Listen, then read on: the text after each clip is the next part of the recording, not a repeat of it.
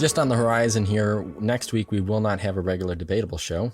It will be all about Apple. So I'm sure you're probably a little excited about that in some way, shape, or form. Pretty much, yeah. And then the next one that we will have that's not going to be an official debatable episode will be on the 6th, or technically the 7th. And that will be all about Google. So, yep. Which really has been the focal point of a lot of our episodes lately, is just because that's really what we're looking at in the fall, heading into the wintertime as well. So, kind of kicking this off, I wanted to ask a question, and obviously this isn't anything new as far as a strategical buying practice when it comes to smartphones, but you feel like we're at a stage where you could actually stay a year behind or a generation behind and kind of have that as your buying the next phone. So let's say you're on a 13 right now and you're going to buy a 14 when the 15 comes out. Is that something you feel like that people could actually do and feel comfortable with? Or do you think, fear of missing out would play too much of a role in that? I feel like there's already the looming shadow of FOMO there. Yeah. I think for me, like if we're talking about budget wise, yes, I do think that's a critical decision to make, because if you don't want to pay for the newest one, you pay for the previous version or the second previous, whatever. Yeah. In terms of like logistics and the whole reason why I didn't buy the 14, well, number one, because I was on a monthly plan. Yeah. But also just because there wasn't a whole lot that really intrigued me. And then similar with the 15 this year, kind of, that's going to be coming out.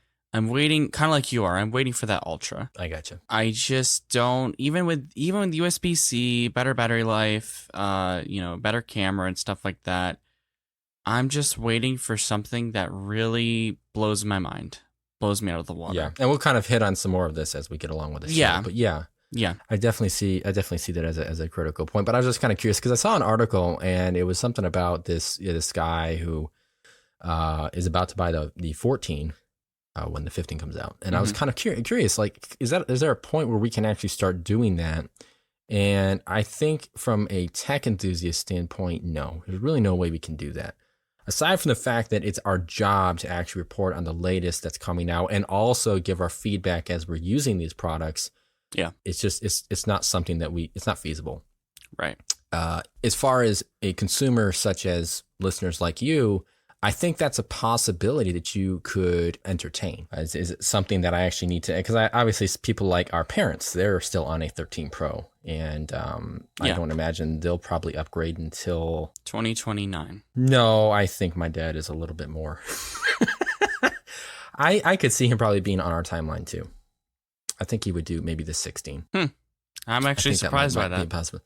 Well, I'm sure it would have to be either this year or next year, because I see him also caring about everything just being USB-C. I feel like that's something that he could fair. Yep. see as an importance. Our mom, on the other hand, well, she just follows whatever my dad does. So, or at least when it comes to technological aspects of her life. This is it's true. the same thing with my wife, and I'm sure your wife as well. Yeah, so, to an extent. But on a quick transition, we have to admit that we were wrong here at Stern's Tech Talk, and really can't emphasize the fact that we're glad that we're wrong. Okay. Another leak came out about the Pixel, and this was around the same time frame that we were recording.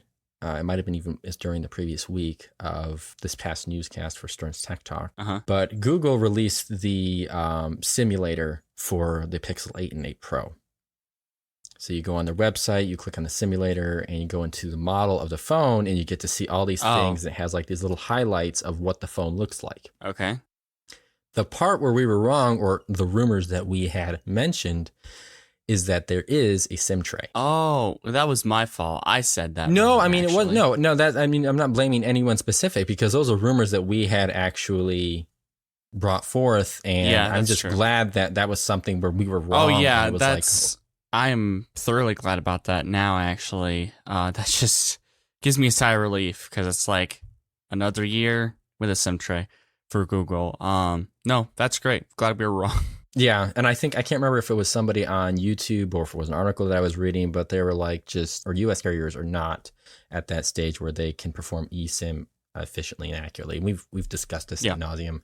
But anyway, moving on to some automotive news. Yes, this may be another car episode. Um, so Toyota, they have a model called the Century. And for the longest time, since the 1960s, they've released this car in their own country, in Japan. So it's not been available to anyone else outside that. And obviously, in the past, just recently, they had switched to a hybrid of V8 version of it. Well, now they're actually releasing an SUV of it, and this one is pretty interesting. I very much love the interior, and it looks really good. It looks really fine, and there's even a version of this, a sporty version, if you will, where it has sliding doors, which you normally don't see in SUVs. That's something that's more held for vans or maybe even trucks. But this is pretty nice, and I'm also interested in the possible horsepower in this thing. So it's similar to from what this article claims, the 2024 Lexus TX 550. Which makes it a 406 horsepower. So I'm interested to see if that's the base or if it's even faster than that, because this thing is a pretty big car, and it's a 4-seater, by the way. So normally SUVs have 5, but the reason why there are 2 seats in the back specifically is because this thing does have a lot of reclining and there's a lot of motion in that. So it needs a lot of space. This is definitely a luxury-oriented car, and if you've seen other vehicles out there, such as vehicles from Mercedes or Genesis, and they kind of have that luxury-oriented feel in the back, this is exactly what this is geared towards. And I think the article even said it's meant for more of like an executive type of feel as you're being chauffeured around. Yes. Yep. And I have to agree that, not to get in comparisons and such on the interior and exterior, but it does look very refined and such. Mm-hmm. I was just going to mention just the last couple of things. It does have about 5,600 plus pound curb weight. And Toyota will be releasing about 30 units per month. Obviously, like I already mentioned, it will be only released in the Japanese market, and it will start at the equivalent of nearly $170,000. So it's not a cheap car by any means. This is 100% a luxury chauffeur type car. So when I looked at this car, I actually saw a couple of things pop out at me, and it was pretty much on the exterior. So when you look at these pictures in the description, if you guys care to, a lot of mixed feelings about this. Yeah. Part of this car reminded me of something like a Mini Clubman. Mm-hmm. Other parts of this car reminded me of something like a Bentley. Mm-hmm. The front in some ways, or maybe even a corner profile in the front, almost reminds me of a Kia Telluride or something like that. So there's a lot of design cues in this that's pretty interesting, and I would borderline say appealing. Mm-hmm. I wouldn't say this is the most attractive vehicle I've ever seen. Yeah. So, but then again, this is geared, like Riley said, towards the Japanese market. And I'm sure their design cues and stuff are a little bit more different than us here in the States. So, correct. Yeah, 5,000 pounds, definitely going to need quite a bit of horsepower. It kind of reminds me of a little bit of what we see from the Hybrid Max with the Toyota Crown and the Grand Highlander. So I feel like this could be one of those, and I'm curious if the fuel economy would reflect that as well, or if this would be a little bit more power hungry. Yeah, just kind of respond with that. It does... Because it says it's similar to that 2024 Lexus I mentioned, in that 406 horsepower, claims 30 miles per gallon and 33-mile electric driving range. Yeah. That's about average, honestly, for those types of cars. Although we do see even much, much cheaper cars being able to do even more than that as being a hybrid. So right, and I'm sure this is a lot of that curb weight is because of those luxury features. Most likely. Because so much adds on to it, and it kind of gets crazy. But $170,000. I saw this come on board, I think on Facebook, was posted by either Sofyan Bey from Redline Reviews or Alex Dykes from Alex on Autos. It was definitely clear this is not coming towards the U.S. I told Riley about this, and I even said it would be kind of dumb to do this anyway. Yes. Because we've never really seen Toyota, I mean, probably back in the 80s or 90s we've seen this happen, but we've never really seen Toyota take a stance as far as luxury when it comes to their mainstream brand. That's Yes. typically been reserved for Lexus, or how they see themselves as far as Lexus is concerned. Other people don't technically label Lexus as a luxury. It's just kind of their more premium brand. Yeah. Do as you may. That's for you guys to debate about. We're not here to talk about that. But in either case, do you actually like this car? Would you wish that it would come to the States? Or if you were the type of executive that would go about that type of vehicle? I think if the exterior changed a little bit, because I think you're right. It's not what I'm used to in terms of a Toyota at all. Yeah. I've never really seen manufactured cars from their homeland, if that makes sense. So it's weird for me to see this particular version of a Toyota. I've seen Euro cars. I have not seen. Yeah, I've seen Euro Japanese cars. Yeah, Japanese, no. Yeah. And the driver's side on the right is throwing me off. Yeah, I guess other than that, it seems odd, and that's mainly due to the fact that we live in the US and I'm not used to that type of thing. Yes, Like I said, yeah. if I was sort of brought into that, I feel like it would be normal for me a bit. Because if a car in the US just started doing this type of thing, I'd be like, what is this? Yeah. But I have to agree. And I would kind of close out this topic by saying that if it's one thing that I've learned about vehicles and new generations, is that pictures, even high quality pictures, don't ever quite do the vehicle justice. And I've actually seen this happen with the upcoming Santa Fe that we've talked about here on Debatable.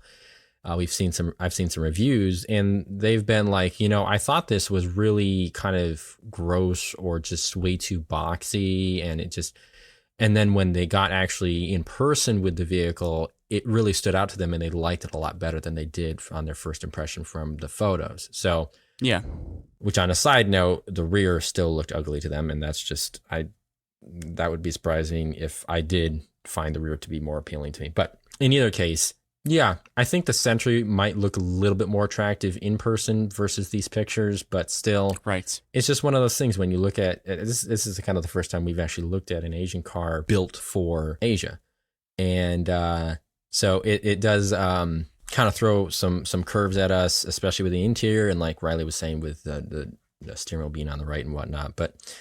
It is what it is, and $170,000 is pretty crazy. Yeah. But then again, like we said, it's an executive car. So right. We're going on 11 years now. Mm-hmm. Not the show. No, that'll be a long time. But the Lightning port. And I'm kind of curious. I was kind of looking back and seeing Phil Schiller announce the Lightning port on the iPhone 5 back in 2012. And I just had to take a moment to ask this question. How long do you actually think it would have taken Apple to introduce a successor to the Lightning port on the iPhone if it were not for the EU? A long time. I'm thinking probably late 20s. Yeah. 7, maybe 8. Yeah, that's kind of what I'm thinking. Just based on their track record, it's kind of easy to see the data and extrapolate that and just be like, probably would be another 8 years, honestly. Yeah. It's just kind of ridiculous that you have to be pushed and shoved to get something that I think most people would have been wanting, at least for the last few years. Like when this came out, a lot of people were shocked, no pun intended, by it and maybe felt uncomfortable with this new change. And after a while, it started to, catch on. People were enjoying it a lot. But then once USB-C started to be a very formidable interface, then people were starting to wonder, why is Apple not really doing this yet? And I don't know. It's pretty sad when your consumers are speaking out for you. Yeah. Because like you were saying, when the original 30-pin came out and, it was back in 2003 and things started to transition towards the end of that decade, they were a little bit shaken by that, a little bit off the norm. And I personally felt good about the Lightning port because, one, it was reversible. And I think that was probably one of the only things that was amazing about the Lightning port is that it was reversible.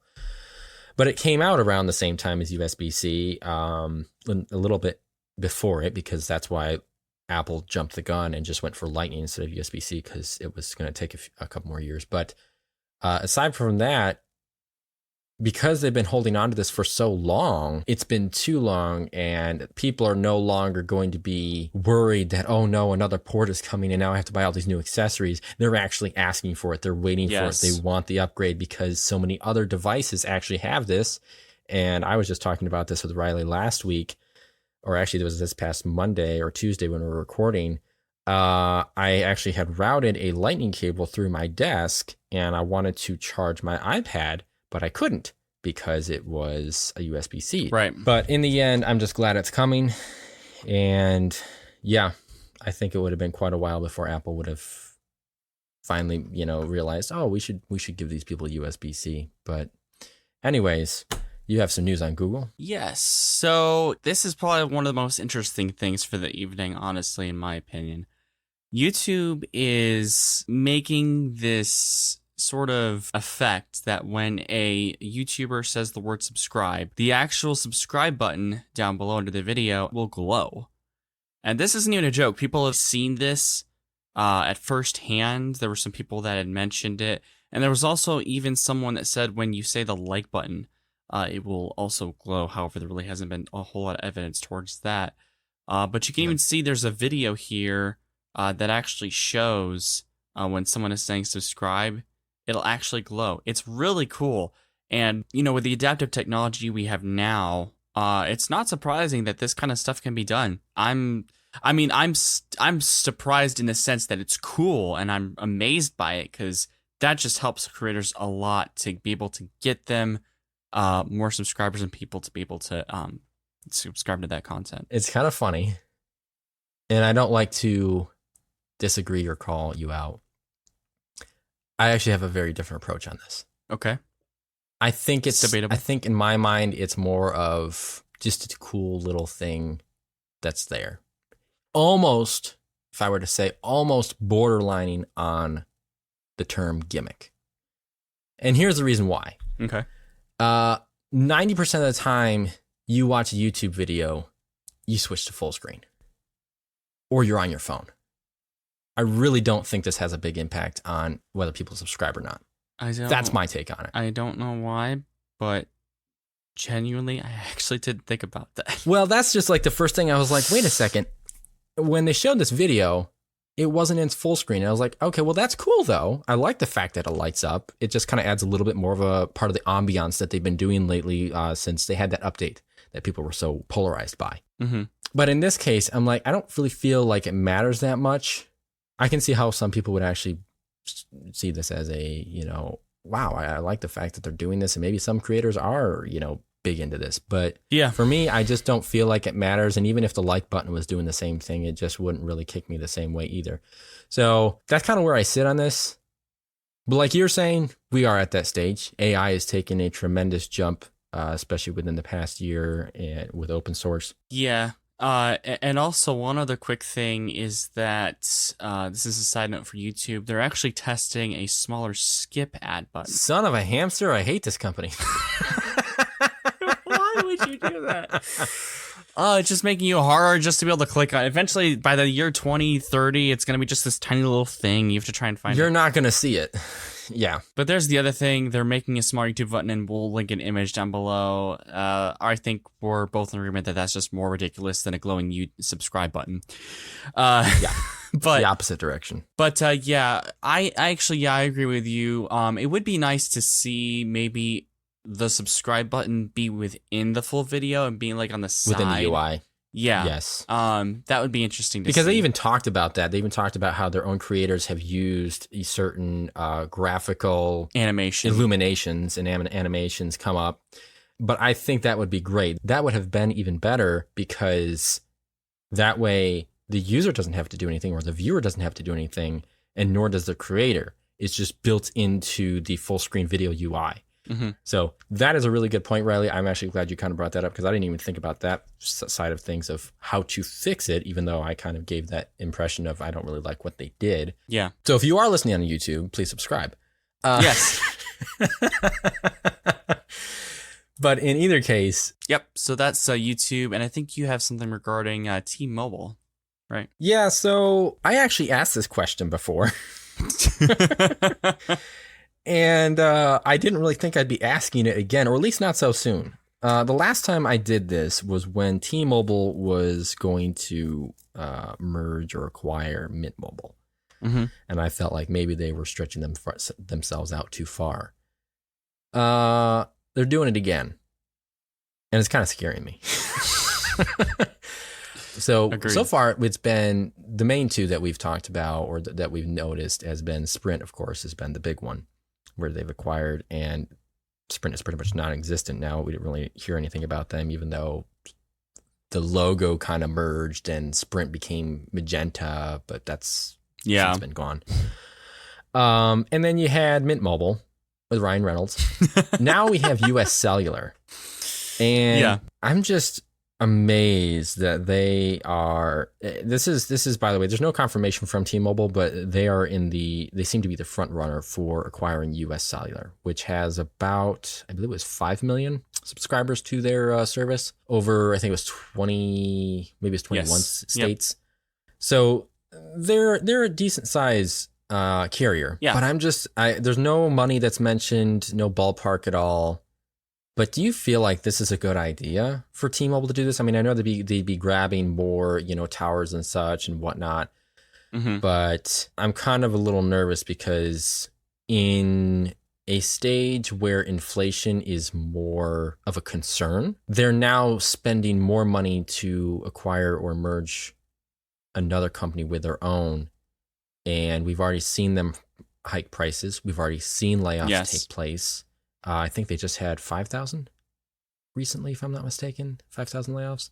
Oh, okay. Yeah. Or maybe that was AT&T. I don't remember. But yeah, what is your take on this, Riley? Well, actually, I was going to come out from that angle. Is not only would this give T-Mobile a reason to increase their rates, but it also eliminates competition. And I saw this down in some comments where people are like, great, a lot less competition have, because that's how the free market works. When you have the ability to make product and there's not people grabbing, and as you put it in which I actually liked, what did you say? The next innocent snake in the path of Python's prowl to be sucked down. That's the best way to put it. It's just like, it's a powerhouse with T-Mobile, and I've enjoyed their cellular service. I'm not talking bad about them as a company. Oh no, I have too. No, it's great. I'm scared they're going to become another Verizon. That's what I'm scared of. Yes, and then it's a whole cycle of their quality being lost. Either that or just their price just increasing, because that's really the biggest problem with Verizon. So. Yes, that's a major issue. We see diversity in major companies like Apple, Google, Samsung, all these guys. And it gives people like options that they are able to see. Now, some might argue, well, if you had one just sole company, there wouldn't be so many decisions to make. Right. But you're also not taking into consideration the fact that they have the control as where all their finances go, all their business happens, and they can easily increase the price because where else are you going to go to? Yes. If it's one thing that Gen X, millennials, and maybe even Gen Zs have learned is when they grew up playing the game of Monopoly, this is something that's stuck in their head right away. And they realized, oh, wow, if I control everything, I can control the pricing, the rent goes up and whatnot. So this is the whole story of it. And this is the concern that we have as consumers is what's the problem with acquiring another carrier? Well, the problem is that it means one less person or one less company that you can compete with, like Riley's saying, and the price just goes up. Correct. So that's one side of the thing. The other side is that I'm kind of concerned about, what I would think that T-Mobile would have the better foresight to realize, okay, is this something we can or cannot do? But are they biting off more than they can chew? Downsides to it. Exactly. Could there be some downsides to it where, it affects them in a negative way? Right. Yeah, that's kind of my issue with it. It's kind of unsettling, honestly, just because you're starting to see a trend with them, and it's just, maybe on, because I always do this. Devil's advocate. Playing devil's advocate here. Very minute. Here comes devil's advocate Riley. No, you know what? I don't see any good way. There's no way to play devil's advocate here. It's just ridiculous. I try to think of a good way to see it, but I just don't. I can't see it right now because there's no light at the end of the tunnel with this. It's just going on constantly. Companies being pulled in, and it's a powerhouse. It really is.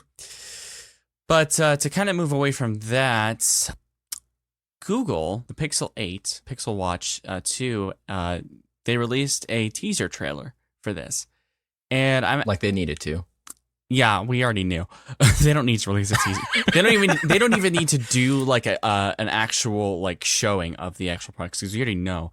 We're good.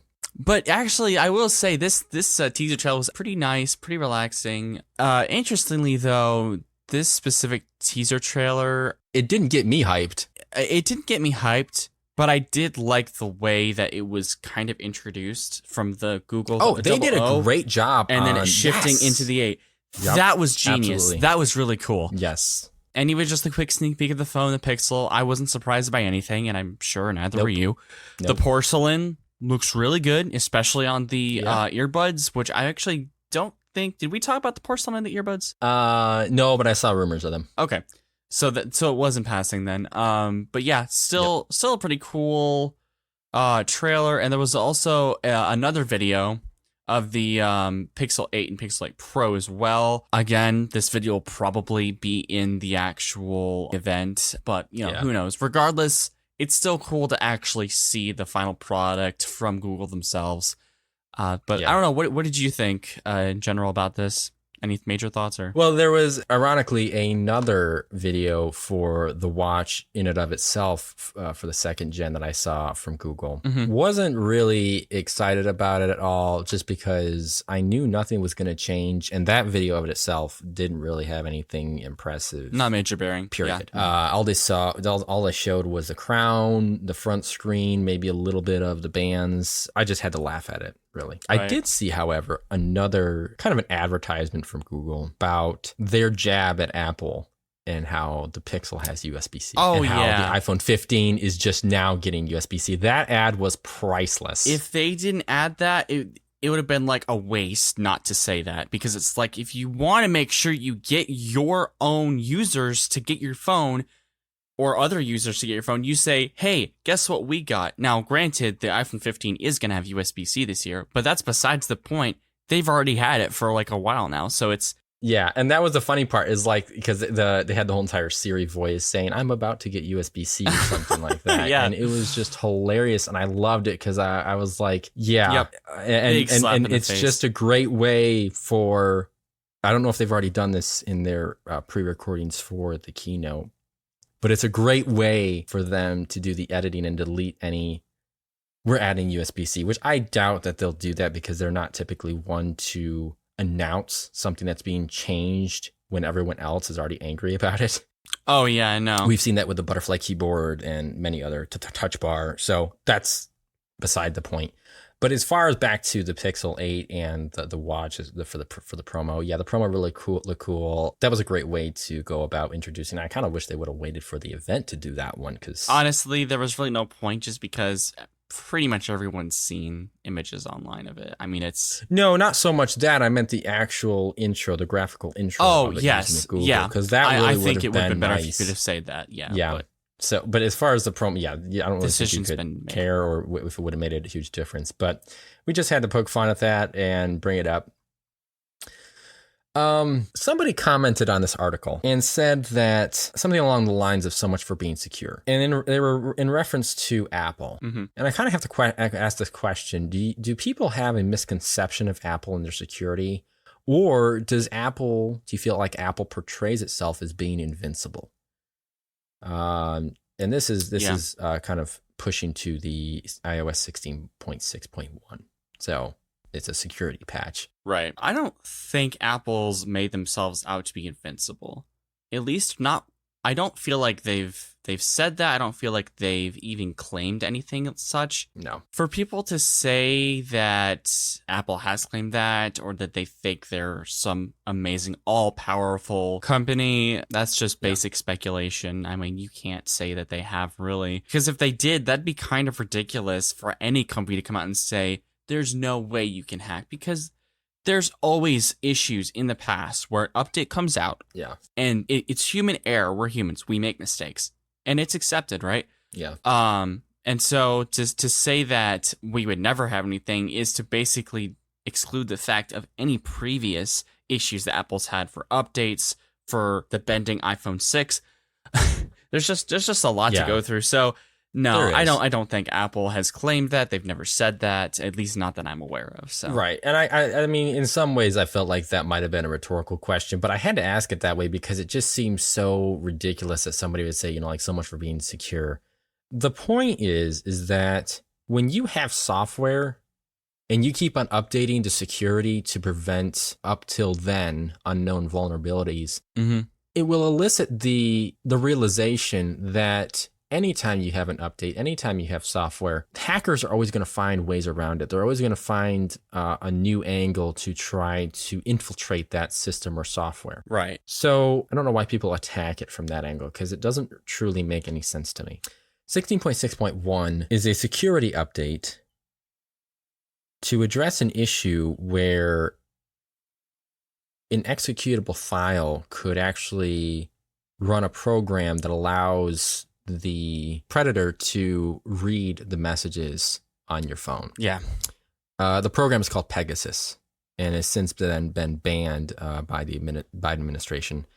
And it's been used across multiple phones and countries. I think the article cited something about being used in Saudi Arabia for a journalist who was thereafter killed because of that hacking software. Yeah. But in either case, that is what 16.6.1 is supposed to do. It's supposed to defend against that file being executed so it can run that program. The funny thing is the victim wouldn't even do anything. There's nothing that, you would have to press OK on or anything. It would be in the background and it would just run. So right. That's the danger of it all. You wouldn't even know. And the fact, yes, exactly. And the fact that Apple is taking those strides and realizing what needs to be done and getting right on it with a 16.6.1 update. I'm kind of surprised they didn't actually release it as a security response, because those are the small ones that you can install really quickly. But in either case, it's out there. I think it just proves those comments, because it actually shows that Apple does care so much that they're willing to keep on putting those security updates and try and resolve the issue.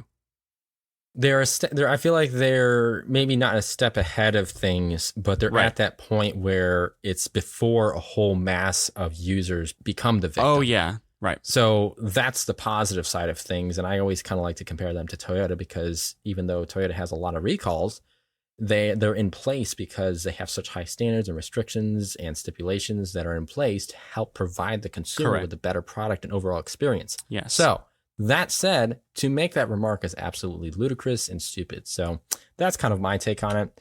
I feel like we kind of seem to be on the same page as far as that's concerned. But in either case, you had a minor update, is that right? Yeah, this actually came out on August 24th, but because of our whole recording issues and I had my anniversary, it kind of was left in the dust for a little bit. But Threads social network, they finally expanded to the web version. So I kind of talked about a couple weeks ago, and I know no one in this call right now is interested in this.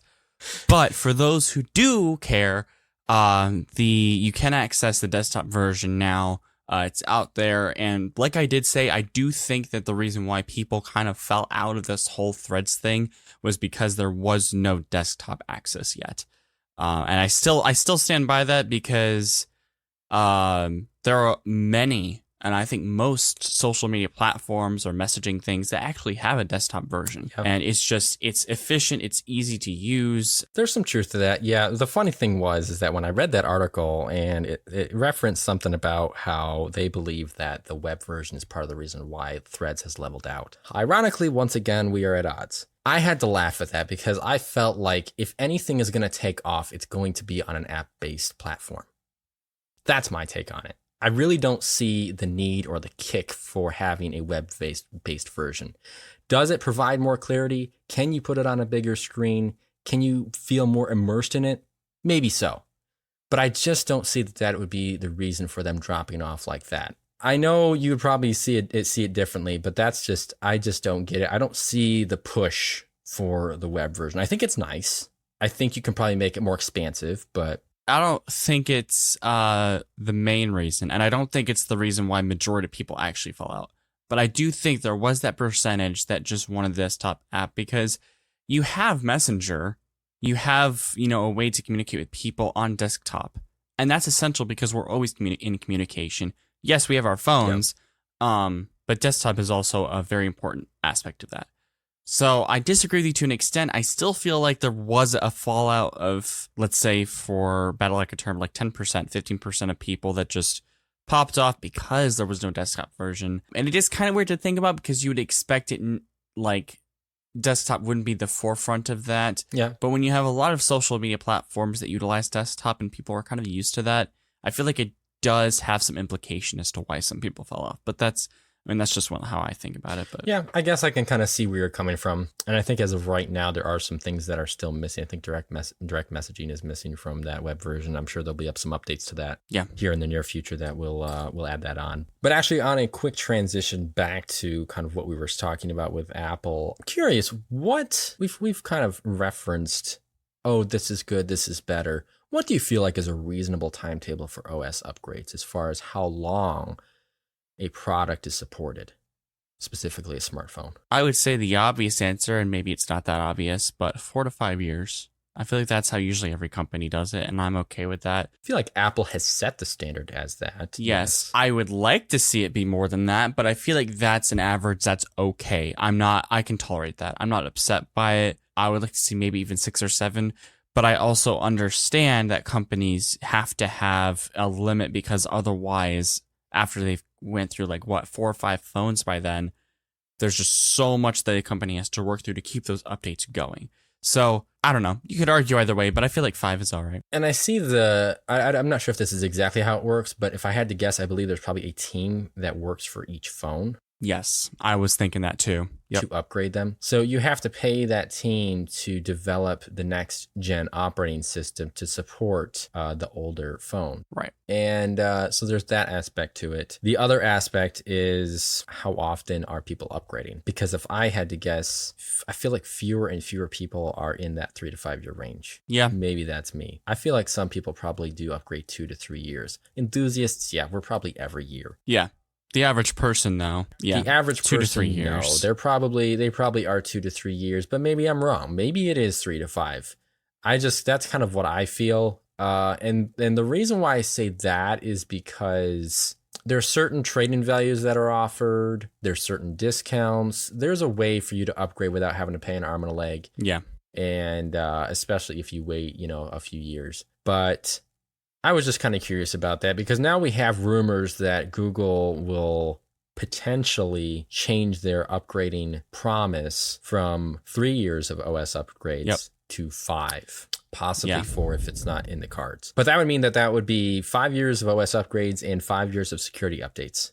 And as the article notated, it would be a bit of a jab at Samsung. Right, because they have their updates first and foremost because they are Google and they own that. And even the article said that if they did it for 4 years, that would still put better. them ahead of Samsung because Samsung has 1 year behind when they release their phones.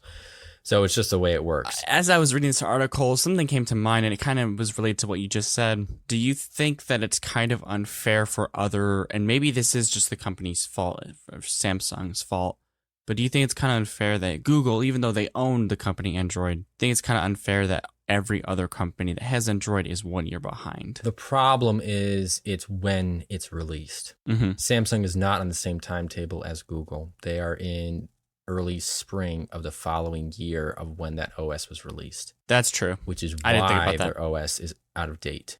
So that's not fault of Google. That's fault of Samsung. Technically. Not necessarily. That's just the way it works. And I don't think Samsung will ever change that. I think that's just the way that's just the way they. I think that spreads it out too, because you can't really have a whole bunch of companies releasing their flagship product at the exact time. Yeah. That's a good point. Because then you'd have everything coming in at September, October, November.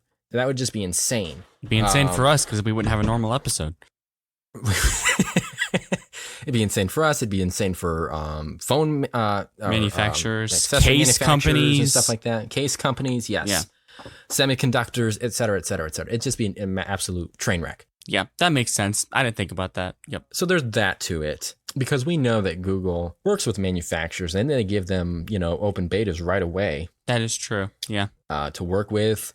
And even companies like OnePlus, they used to be known for releasing them quite quickly. Nowadays, it's not so much the case, but that's kind of how I feel about it. Yeah. But that's pretty much that. That was the question to it all. There's really nothing else to it. That's very good for Google 5 years. Yeah. I think it takes one more check away from a positive notion for Apple, because that used to be their big selling point was, we not that they've ever said it, but they support their phones for, 5-6 years. Yeah, that's their staple. And now Google and, even Samsung to some extent, they're going along with that route of following suit, giving people a longer ride on their purchase. So but we'll go ahead and move over to a car company again. And just as a side note, if you haven't picked up on it, JD and I usually have a blind topic at the end, so we don't know what the other person is going to talk about. I was debating whether to make this the blind topic or not. So Polestar, they are actually in the works of possibly making a smartphone alongside this smartphone company from China called Jingji Mizu. I think I pronounced that probably okay. And the goal is to basically have this phone not necessarily like a huge, amazing flagship phone, but to be able to integrate it well with their cars. And I'm actually really interested by this. And I don't hate it at all. I think if a car does not follow suit with like Apple CarPlay or Android Auto, they obviously, like we talked about last week, they have their own type of thing that they do, just like Tesla. Yep. But to actually create a phone, and I think we even discussed Tesla or Elon making a phone possibly. We did. That was a while back, but that's aside from the point. Yes. And it's cool to see when a company actually integrates this type of technology to be able to use for a car. I don't have a problem with this. I think it's a cool idea. There really wasn't a whole lot of information regarding this and when it would be released or anything. But did you have any interesting thoughts about this at all? I kind of had to look at this from a certain angle to see, is this smart? Yeah. Because you come at this from the position of, if you want a seamless integration with your car, use this phone. I don't necessarily like that. I think that what they're doing is a cool idea, but I feel like it throws some limitation on it to some...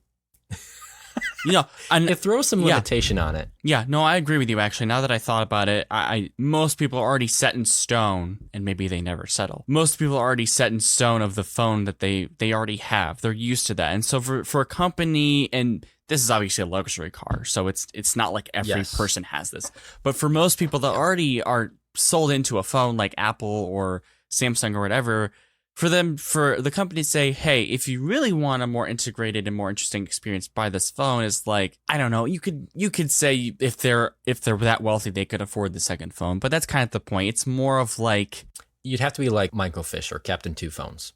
Yes. And that does not suit well with most people. I don't want to be a fish. But like, I think your point was good. This car, the Polestar, with the EV and everything like that, which I guess you could say it is kind of luxury in some ways. It's premium. Yeah. Is not for the average person. No. I think this is important because we kind of get to see how a car manufacturer goes about doing this.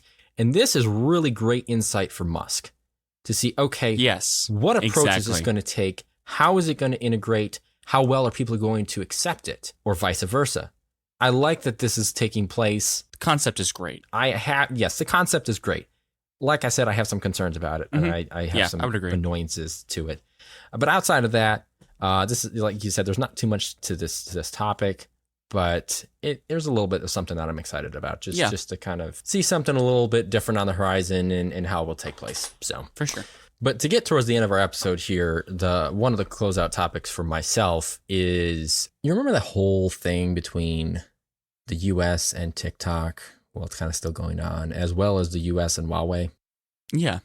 Well, Beijing is reportedly stopping some of its state employees from using Apple's smartphones. Really? Yeah, it's just kind of their take on, how the U.S. does things as far as using foreign technologies and such. Mm-hmm. So do you kind of see this as like the future of various countries, like only using smartphones from their own, I guess how you would say it, homeland companies? Logically, I don't know why you would want to do that.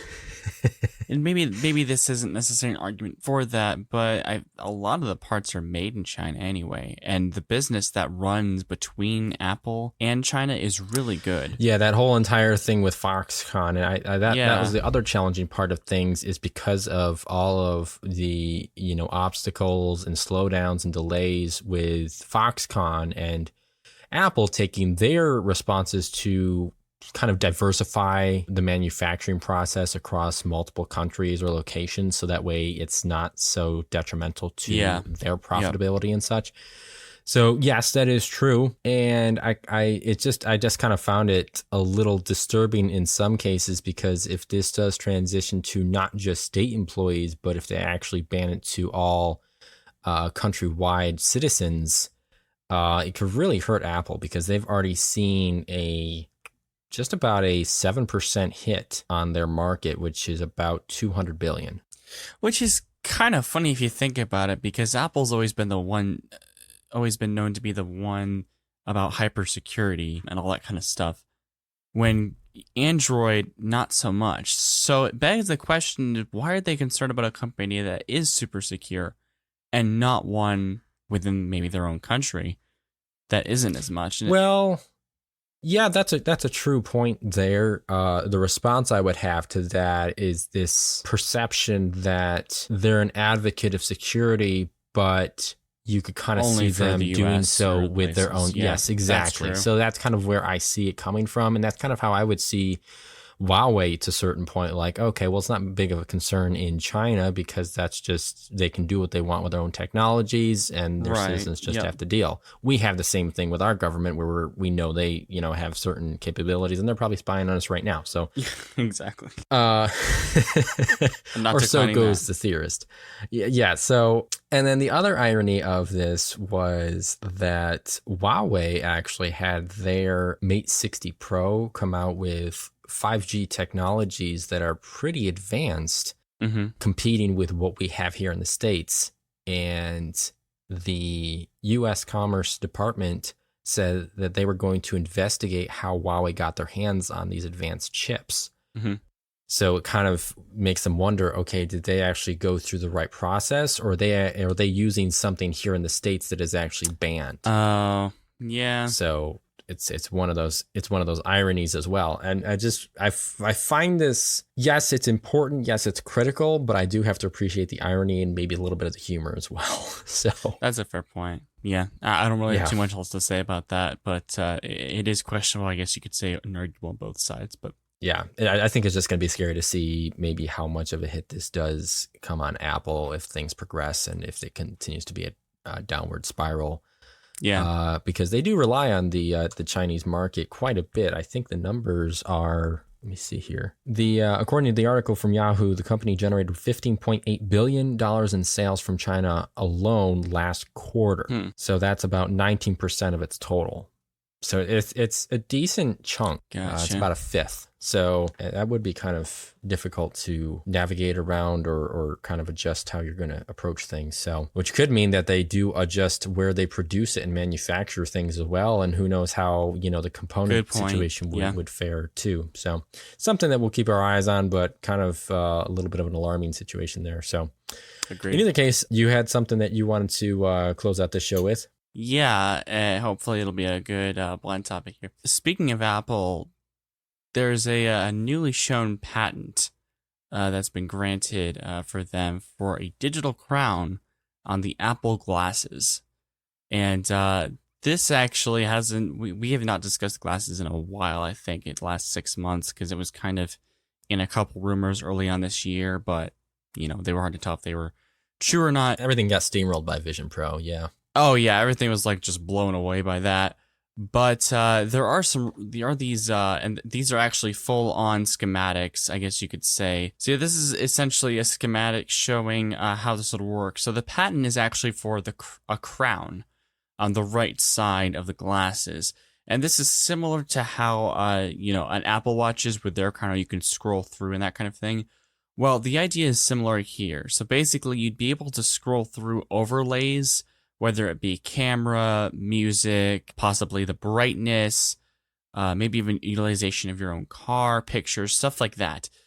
And there's even some actual information put out about certain figures. For example, on figure 8, it shows that side view operation of HMD, which can include the smart glasses, and the user's finger, which is A24, can cause the applications to move or change. Which honestly, I think that's what they also used for the Vision Pro as well. So it's not a surprise that they'd be implementing this into the glasses.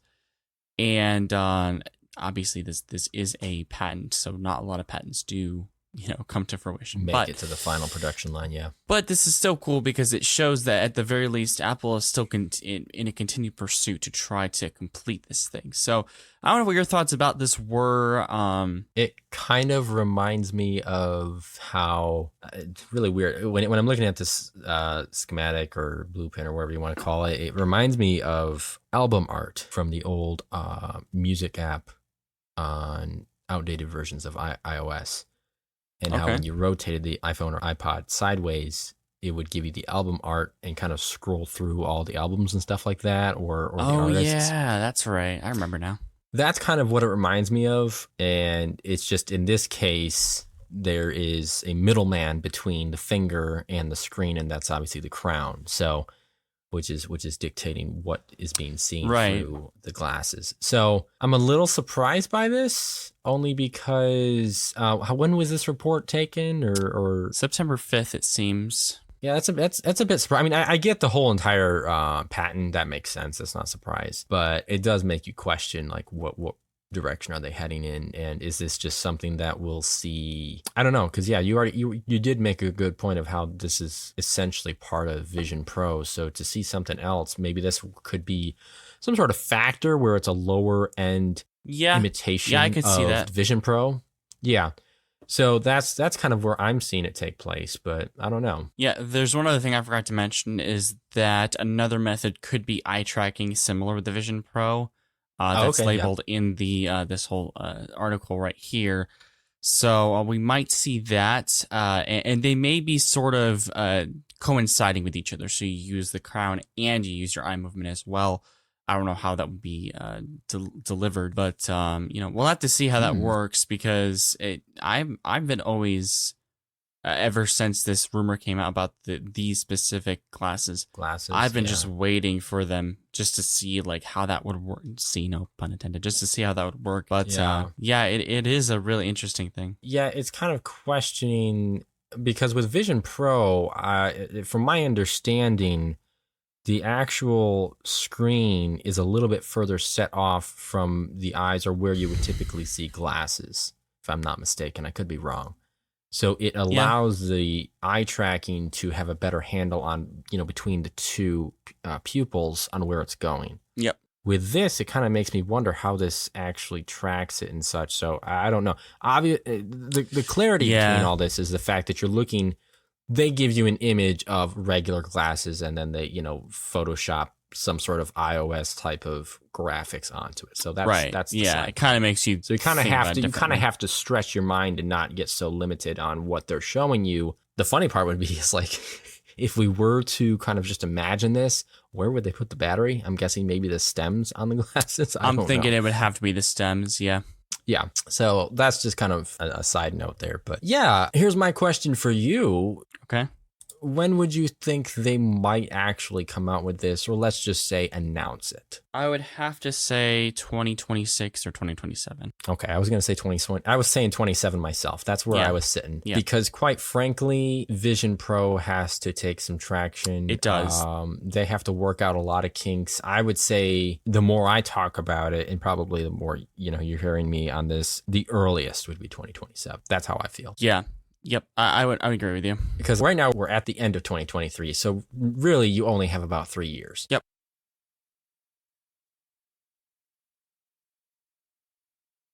And I don't feel like 3 years is enough for a product like Vision Pro with its mass scale technologies that are built into it, and how immersive it is to really work out all those bugs and kinks, because we haven't even seen it yet, and I guarantee you there's a plethora of issues that are going to surface. Yeah, you need a lot of time to develop your starter product, and you also need time for technology to develop there as well, because I still feel like it's just not ready yet, kind of like how I said last time. So there's a lot of things that need to take place here. There's a lot of progress that needs to be made, but I'm not really in doubt that this will be a thing in late 20s. Yeah. But we'll have to see how this plays out, and obviously for you guys, we'll keep you updated with any rumors, because this is probably one of the most interesting things outside of the Apple Car. Yes. The Apple Car. Yeah. Come across stuff, because it's something you normally don't see every day or don't see at all. Yeah.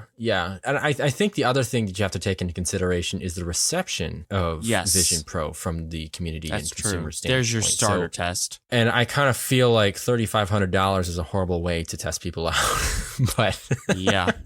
this Screwing a lot of is, you know, people on AR VR, so there is some expense that goes into it. However, I feel like there could be a cheaper way to offer this, and I'm not in favor of how Apple approached this, but hey, that's how they It like is to how do it it with the latter positions of their products. So Yep. there you have it. But in either case, that does close us out for this week on Debatable. Like I said, again, next week we're going to have a whole entire review on the Apple event, kind of our take on things, opinions, what they did right, what they did wrong, what we feel would be a really good hit. Obviously, there's a lot of expectations, a lot of things that are already known. So some of this stuff won't really be a surprise for Riley or myself. No. But outside of that, we will actually catch you guys early next week for a regular newscast and some updates and rumors that were taking place then. So that said, this is JD and Riley, and we will catch you guys in the next one. Peace out.